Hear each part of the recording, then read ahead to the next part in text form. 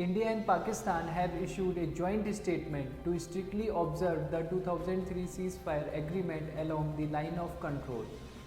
The ceasefire agreement was reached in November 2003, 4 years after the Kargil War. On November 26, 2003, the ceasefire took effect along the entire stretch of India-Pakistan frontier. It facilitated the opening of Srinagar-Muzaffarabad and Pooch-Rawalkot routes, paving the way for bus and truck service linking the two Kashmirs for the first time in 6 decades and encouraging cross-LOC contact, exchange, travel and trade. The ceasefire also enabled India to complete the construction of a fence near the LOC to prevent Pakistan's infiltration of terrorists into Kashmir, a project that it had begun a couple of decades earlier but had to suspend due to Pakistan artillery fire. This is not the first time that India and Pakistan have agreed to give peace and chance on LOC to make the lives of civilians living along the line easy. The 2003 ceasefire agreement remains a milestone as it brought peace along the LOC until 2006.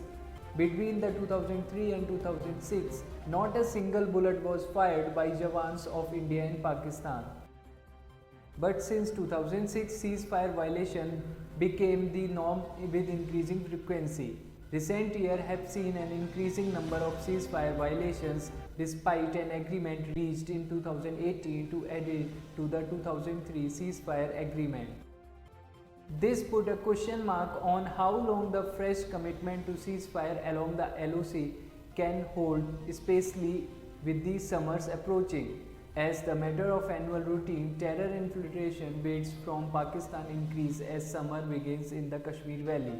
Melting of ice on the high mountains offer Pakistan an opportunity to foment terrorism in the valley. Confidence building measures should be pursued to alleviate the trust deficit, but should not be used as the substitute for the resolution of disputes. Economic cooperation and trade should be facilitated to develop mutually of interest.